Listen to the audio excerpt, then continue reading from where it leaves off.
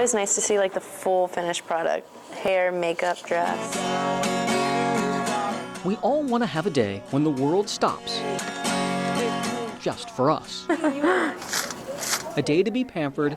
I have no clue about makeup. I'm not good at it at all. A day when all of our troubles are forgotten. This is so cool. I'm doing like a shimmery smoky eye. She wants her eyes to pop. 16-year-old Abby Snider had no idea My eyelashes are still like short because they're coming back in. that her trip to SAS Salon What color eyes do you have? They're the green, right? in Winchester, Virginia, So where's this gala at? would be the start of her remarkable day. I've never really had my makeup done a lot. I've had it done once for last year's winter formal, but it's always exciting because I want to feel pretty. Abby's desire for beauty stems from a year more frightening than most of us could ever imagine. On this very day a year ago, Abby was diagnosed with leukemia, but the drugs designed to kill her cancer have had crippling effects.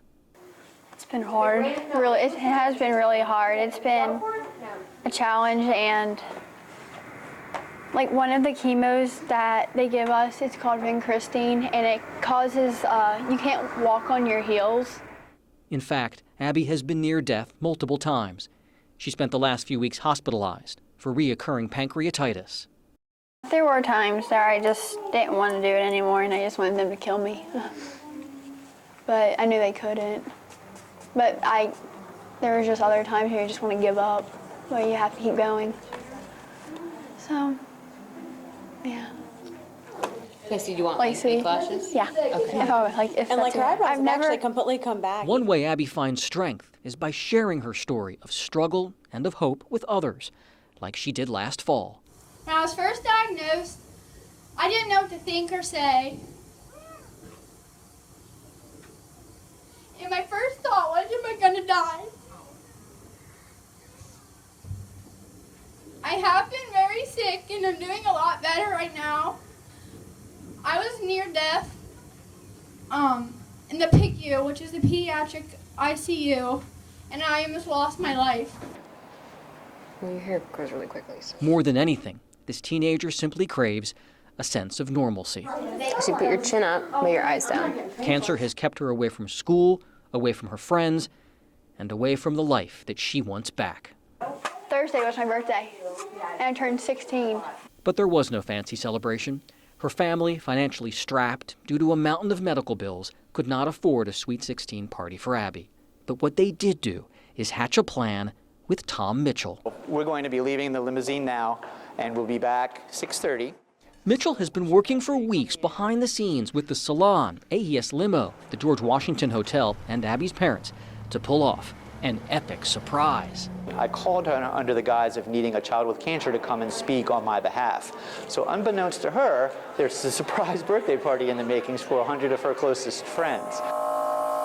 Abby thinks she's getting dolled up to deliver a speech on this night at a fancy fundraising gala to benefit Mitchell's foundation. I like it a lot. It looks pretty. I never had fake eyelashes before. It's one of my biggest speeches, like lengthwise, yeah. So I'm scared. That's the story. So I called Abby, and I said, Abby, I need you to write a speech. And I feel terrible because the poor kid wrote this wonderful, beautiful, magical speech that she unfortunately won't be giving tonight. Mitchell runs the Still Brave Childhood Cancer Foundation. He helps families like the Sniders with things like rent and gas money. He lost his teenage daughter, Shayla, to cancer. You know, with chemotherapy, your hair falls out, your eyelashes fall out.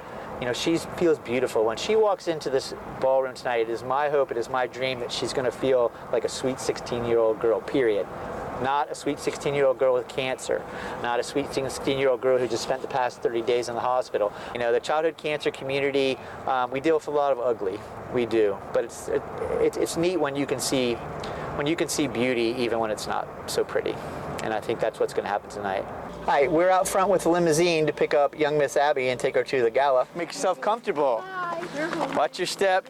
Here, give me love before you get in. While Abby stepped into the limo outside her home, scores of family and friends were filling a ballroom miles away in Winchester. During the 30-minute ride to the hotel, Abby could only think about her speech. She had no idea what was in store. I'm excited because I feel pretty and dressed up, but at the same time, I'm really nervous. Oh, it's so warm now. With only steps to go before reaching the ballroom, Abby stopped. I'm tired. She rested for a minute, exhausted from the day's events. With her parents urging, she got up, and seconds later, the elaborate ruse came to a remarkable end.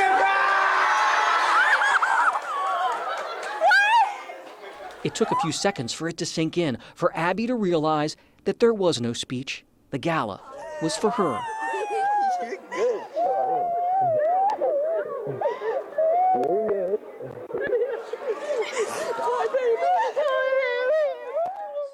It's been a very, very hard, gut-wrenching year, and we wanted to do something amazing for her.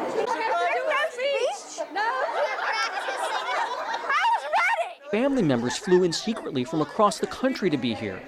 You knew. You're bad. I'm for months. And dear friends, despite the temptations of social media, kept quiet until now. I had